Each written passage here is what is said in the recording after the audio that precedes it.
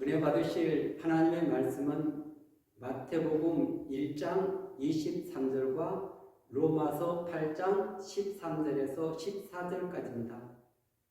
보라, 처녀가 잉태하여 아들을 낳을 것이요 그의 이름은 임마누엘이라 하리라 하셨으니 이를 번역한즉 하나님이 우리와 함께 계시다 함이라.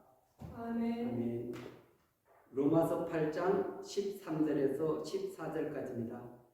너희가 육신대로 살면 반드시 죽을 것이로되 영으로서 몸의 행실을 죽이면 살리니 무릇 하나님의 영으로 인도함을 받은 사람은 곧 하나님의 아들이라. 아멘. 할렐루야. 오늘 또 예수 그리스도 안에서 좋은 일이 일어날 줄로 믿습니다. 저는 오늘 이 시간 마태복음 1장 23절과 로마서 8장 13절에서 14절 말씀을 근거로 해서 임마누엘 이런 제목으로 함께 은혜 나눌 시간 갖도록 하겠습니다. 구약의 성도님들은 하나님을 만나기 위해서 제단에서 만났습니다. 그리고 성막을 통해서 만난 것입니다. 그러나 신약의 성도님들은 예수님이 실제로 육신의 몸을 입고 이 땅에 오신 성육신 사건이 있습니다. 그리고 그 예수님은 십자가에서 죽으시고 부활하셔서 하늘로 승천하셔서 하나님 보좌 우편에 앉아 계십니다. 우리가 이 12월 달이 되면은 성탄절, 그래서 예수님이 이 땅에 오신 날을 기념하는 절기가 들어 있습니다. 그래서 이 성탄에서 가장 중요한 것은 임마누엘인 것입니다. 하나님이신 그분이 우리 인간과 함께 한다는 것은 정말 기적 중에 기적인 줄로 믿습니다. 구약의 성도님들은 함께 하지를 못했습니다. 그러나 신약의 하나님의 백성들은 그 주님과 함께하는 놀라운 은혜를 누리게 된 줄로 믿습니다. 그런데 우리가 이 신앙의 길에서 이 함께한다는 의미를 잘 알지 못하고 깨닫지 못하고 그래서 지식으로만 알고 교리로만 끝나버릴 때가 많이 있습니다. 그것은 마치 우리가 그림에 사과를 하나 그려놓고 저것이 사과야? 사과의 모양은 있지만 그러나 그 사과는 먹을 수가 없는 것입니다. 그 사과는 우리 입안에 들어가서 오감을 통해서 맛을 느낄 수가 없는 것입니다. 그리고 영양분을 공급해서 우리 몸을 이롭게 할 수도 없는 것입니다. 단지 그림에 불과하기 때문에 그렇습니다. 우리가 지식적으로만 그 주님의 임마누엘을 안다면 아무런 우리 삶 속에 영향력을 끼칠 수가 없습니다. 그래서 지식이 믿음이 되고 믿음이 반드시 역사가 나타나야 될 줄 믿습니다. 주님이 우리 안에 오시는 사건은 천지가 개벽하는 사건입니다. 구약에서는 상상도 할 수 없는 사건들인 것입니다. 그 시내산에 하나님이 강림하실 때 어땠습니까? 천둥, 번개가 치고 우레가 치고 그리고 사람들이 가까이 할 수 없었습니다. 그 하나님을 멀리서 대면했던 이 모세의 얼굴에 광채가 나서 그것조차도 사람들이 보기를 두려워했던 것을 알 수가 있는 것입니다. 그러신 전능하신 분이 우리와 함께 하신다는 것은 기적 중에 기적인 줄로 믿습니다. 그분이 우리 안에 들어오시면 어떤 일이 일어날까요? 반드시 제사함을 받은 그런 백성들 가운데 주님이 임마누엘 하시는 것입니다.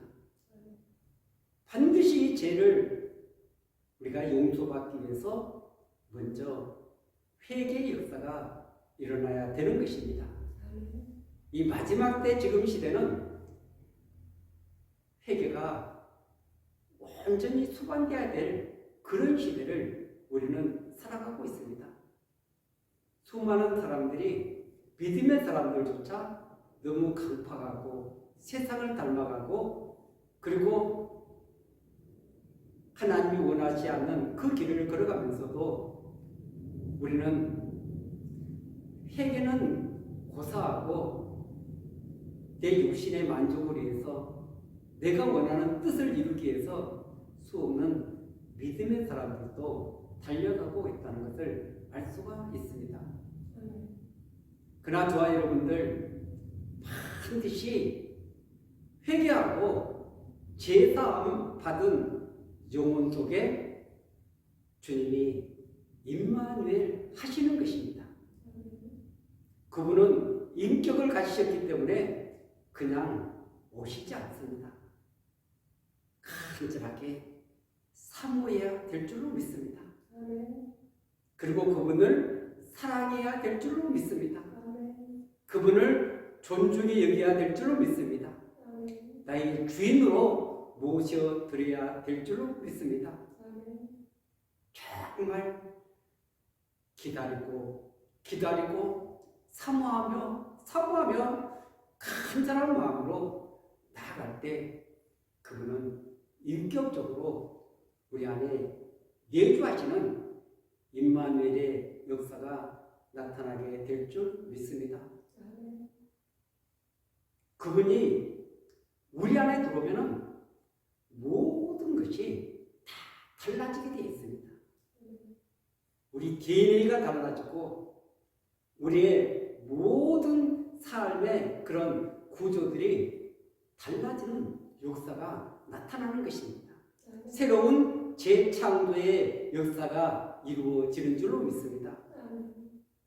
그렇기 때문에 그분이 우리 안에 오신다는 것은 정말 이 세상에 가장 축복된 일이요 영광스러운 일인데 이 임마누엘을 잘 알지 못하기 때문에 깨닫지 못하기 때문에 사모하지 않는다는 것을 우리는 알 수가 있습니다.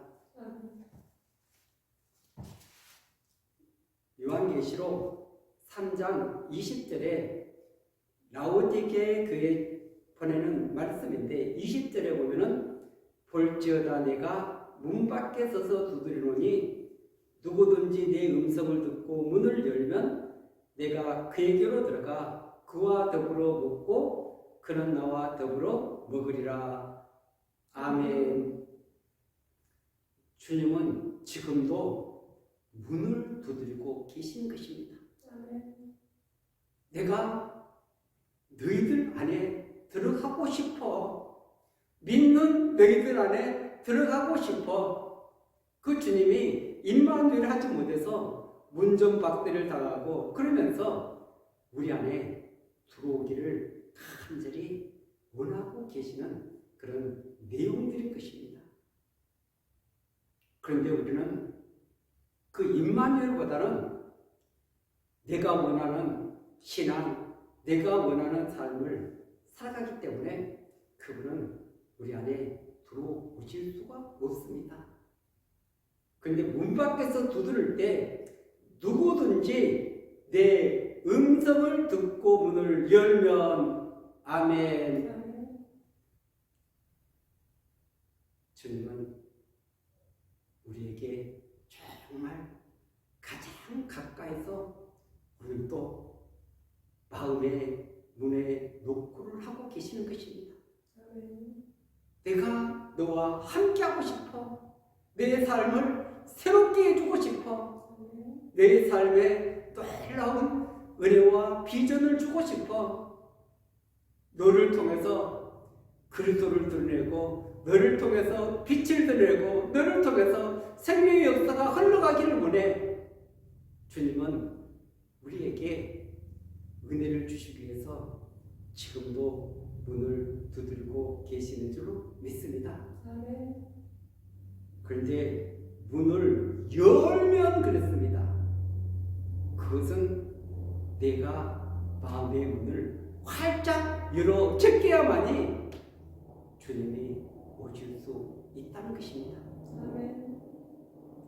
여러분, 우리 주님을 사모하십니까? 기다리십니까? 기대합니까? 오늘도 임마누엘을 하시는 그 주님께서 문을 열면 내가 그에게로 들어가 그와 더불어 먹고 그는 나와 더불어 먹으리라. 아멘. 그래서 주님이 들어와서 함께 교제하는 아름다운 역사가 일어난다는 것입니다. 일방통행이 아니라 쌍방통행이 되고 그분의 마음을 알게 되고 깨닫게 되고, 그리고 내 아픔을, 내 고통을, 내 안에 있는 문제들을 알고, 그러면서 함께 교제할 때 우리 안에 새로운 역사가 일어나게 되는 줄로 믿습니다. 2000년 전에 우리 주님은 이 땅에 오시고, 그리고 하늘 보좌 우편에 앉으셨습니다. 그리고 성령을 보내주셔서 우리와 동행하고 계시는 줄로 믿습니다. 그 하늘 보좌에 계시는 그 주님이 성령을 통해서 영으로 오늘도 저와 여러분들의 삶 가운데 임마누엘 하신다는 것을 우리가 알게 될 때, 깨닫게 될 때 우리의 삶을 전폭적으로 맡길 수 있고 그분께 내어드릴 수 있고 그분의 인도를 받는 귀한 삶을 살아가게 될 줄로 믿습니다. 그 주님이 영으로 우리 안에 들어오셔서 우리의 삶을 인도할 때 우리 육신의 생각과 영의 생각이 얼마나 이렇게 갈등을 일으키고 있는지를 로마서 8장은 우리에게 가르쳐주고 있는 것입니다. 그래서 로마서 8장 6절은 육신의 생각은 사망이요 영의 생각은 생명과 평안이니라. 아멘. 그래서 이 육신의 생각과 영의 생각이 완전히 정반대된다는 것을 알 수가 있습니다. 육신의 생각은 썩어질 것을 바라보게 만들고 영의 생각은 생명과 평안을 준다는 것입니다. 그뿐만 아니라 7절은 육신의 생각은 하나님과 원수가 되나니. 아멘. 육신의 소욕은 하나님과 원수가 된다는 이 말은 하나님을 대적한다는 것입니다. 하나님과 싸운다는 것입니다. 그러니까 절대 내 육체의 소욕은 그 하나님의 말씀에, 하나님의 법에 굴복하지 않는 이런 특성을 가지고 있는 것입니다. 이 관계를 바르게 알아야만이 우리가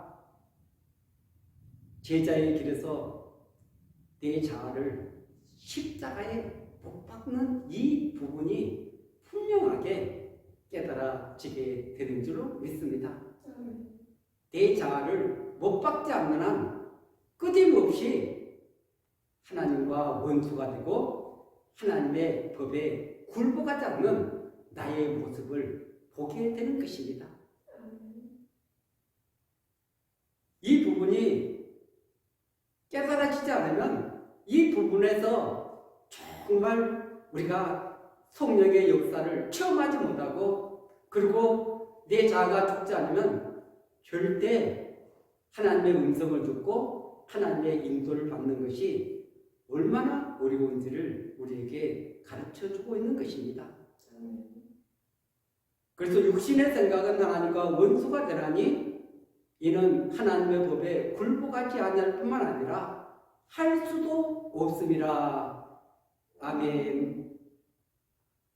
그런 우리의 육신과 하나님의 그런 성령의 그 갈등 관계를 바르게 알게 될 때, 깨닫게 될 때 왜 네 자아를 못 박아야 되는가? 갈라디아서 2장 20절에 내가 그리스도와 함께 십자가에 못 박혔나니 이제는 내가 산 것이 아니요 내 안에 그리스도께서 사신 것이라는 이 말씀이 우리 가슴에 새겨져야 될 줄로 믿습니다. 로마서 8장 8절은 육신에 있는 자들은 하나님을 기쁘시게 할 수 없느니라. 아멘. 육신은 절대 하나님을 기쁘시게 할 수 없다. 히브리서 11장에서는 믿음이 없이는 하나님을 기쁘시게 할 수 없다, 이렇게 말씀하고 있습니다. 그렇기 때문에 육신의 소욕을 가지고는 절대 하나님께 영광 돌리고 하나님을 기쁘시게 할 수 없는 이 특성을 가지고 있다는 것입니다. 그러면서 이 9절에 보면 만일 너희 속에 하나님의 영이 거하시면 너희가 육신에 있지 아니하고 영에 있나니 누구든지 그리스도의 영이 없으면 그리스도의 사람이 아니라. 아멘. 여기 9절에서 가정법을 써가지고 너희 속에 하나님의 영 또 그리스도의 영이 없으면, 그래서 성령 하나님 또 성부 하나님 성자 예수님이 영으로 함께 삼일체가 되어서 연합되어 있다는 것을 우리는 알 수가 있습니다. 하나님의 영, 예수 그리스도의 영, 성령님, 이 삼위일체가 되어서 오늘 또 임마누엘 하신다는 것을 우리가 알게 될 때, 깨닫게 될 때 성경을 더 폭넓게 더 깊이 이해할 수 있는 것입니다. 구원도 더 깊이 이해할 수 있고 성경도 더 깊이 이해할 수 있고 하나님이 일하시는 방법도 우리가 더 깊이 깨닫게 되는 줄로 믿습니다. 그러면서 오늘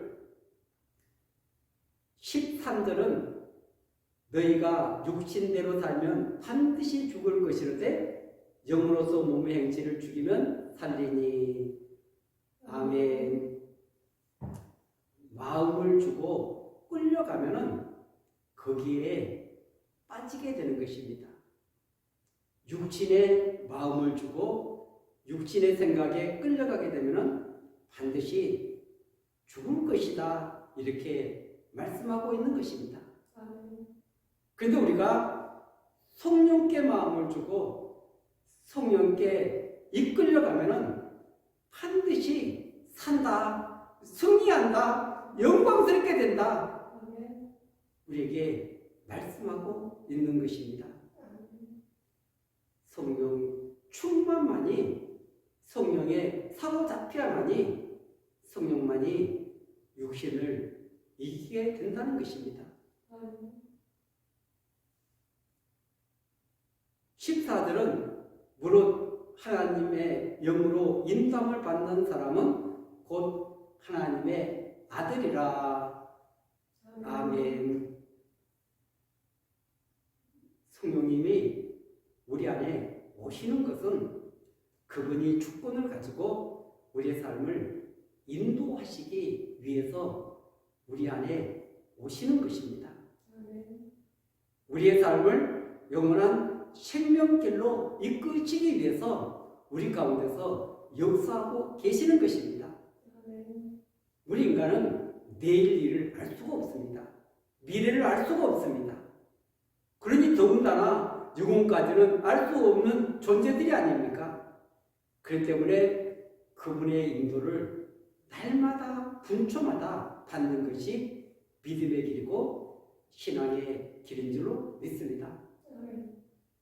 그 길은 평안의 길입니다. 그 길은 승리의 길입니다. 그 길은 생명의 길입니다. 그 길은 영광의 길입니다. 그 길은 하나님을 기쁘시게 하는 길입니다. 그 길은 하나님의 뜻을 이루는 길인 줄로 믿습니다. 그렇기 때문에 하나님의 영으로 인도함을 받는 이것보다 더 귀한 것은 없습니다. 그러나 우리 자아가 펄펄 살아있을 때는 절대 하나님의 인도를 받을 수가 없습니다. 내 생각이 너무 강하고 내 중심으로 내가 원하는 것을 이루기 원하기 때문에 그렇습니다. 오늘도 우리 수많은 믿음의 사람들이 하나님의 영으로 인도받기를 원하지만 인도받지 못하는 이유들이 많이 있다는 것을 우리는 반드시 깨달아야 될 줄로 믿습니다. 내 마음이 세상을 향해서 있다면, 내 마음이 땅의 것만 바라보고 있다면 온전한 인도를 받을 수가 없습니다. 우리는 세상에 살지만, 문제 가운데 살고 있지만, 또 어둠이 판을 치고 있는 이 미혹의 세상 가운데 살고 있지만 우리 안에 성령님께서 역사하고 계십니다. 우리 주님이 임마누엘하고 계십니다. 우리의 삶을 다스리고 계십니다. 인도하고 계십니다. 이끌고 계십니다.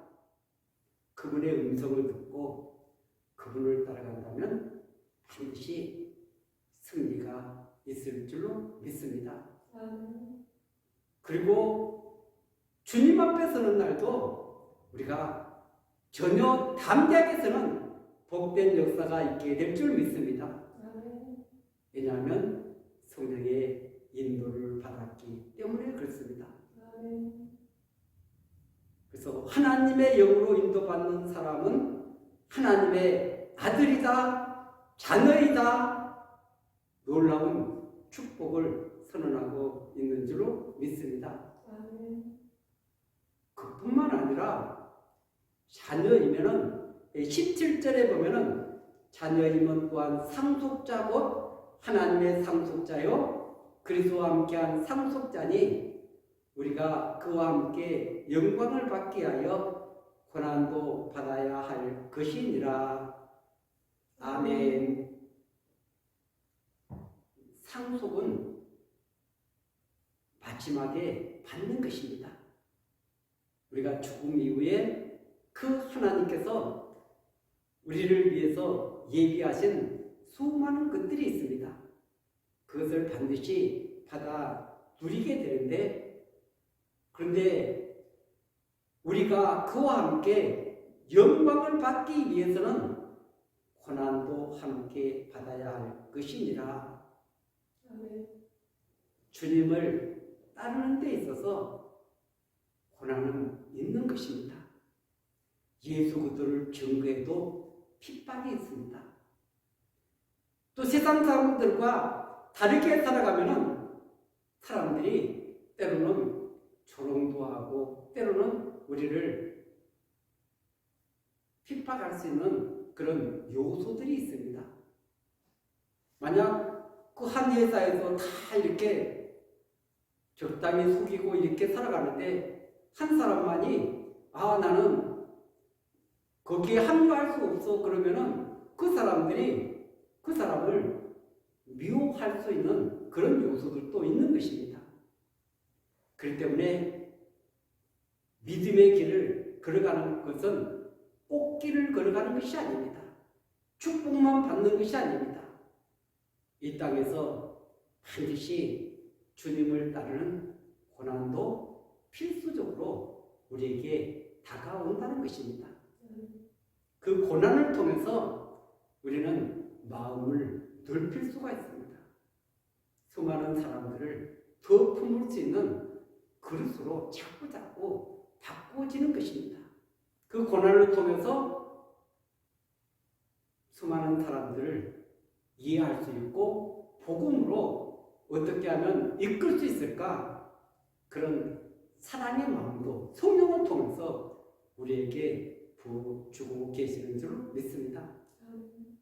성령이 주시는 지혜를 가지고 나가면 반드시 그분의 영광을 드릴 수 있도록 우리 삶 속에 은혜를 부어주실 줄 믿습니다. 그래서 함께 우리가 그와 함께 영광, 고난도 함께 받아 이 부분이 우리가 이것을 잘 이해해야만이 신앙의 조화를 이룰 수가 있습니다. 수많은 이 신앙에서 한쪽 끝만 붙잡고 가다 보니까 많은 부분들이 사실 이 잘못된 신앙으로 바꿔주고 있습니다.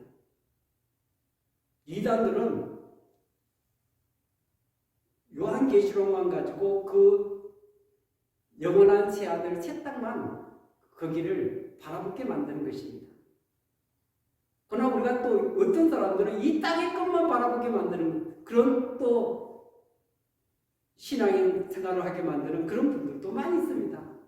그러니까 하늘의 것, 땅의 것 이것을 잘 조화시켜서 그 안에서 우리가 어떻게 믿음의 길을 걸어가야 될 것인지 이 부분을 바르게 알려줘야만이 이 땅에서 승리하고 영원한 하나님 나라에서 영광을 받는 복된 역사가 있게 될 줄 믿습니다. 이 땅에서 믿음을 가지고 축복만을 원한다면 지금 이 성경에 이 고난에 대해서 얼마나 많은 부분들을 할애하고 있는지 모릅니다. 우리가 그 18절에 보면 생각하건대 현재의 고난은 장차 우리에게 나타날 영광과 비교할 수 없도다. 아멘. 현재의 고난과 마지막에 우리가 받을 그 영광과는 비교가 되지 않는 것입니다. 하늘과 땅 차이로 그 엄청난 영광이 기다리고 있기 때문에 이런 고난 앞에서 코로나19 수많은 또 더 무서운 그런 일들이 우리 앞에 다가온다 할지라도 여러분 주님이 함께 하신다. 하늘과 땅의 모든 권세를 가지신 그분이 나와 함께 하신다. 나와 동행하신다. 나를 인도하신다. 나의 삶을 책임지신다는 것을 믿고 의지하고 나갈 때 그 세상에 무릎 꿇지 않고 악에게 무릎 꿇지 않고 어둠의 세력에게 미혹되지 않고 믿음의 길에서 승리하는 아름다운 역사가 있게 될 줄 믿습니다. 그 주님이 세상 끝날까지 너희와 함께하리라. 영원히 함께하리라. 그 임마누엘의 그 놀라운 은혜와 은총을 붙들고 승리하는 저와 여러분들이 되시기를 예수 그리스도 이름으로 간절히 축원드리겠습니다.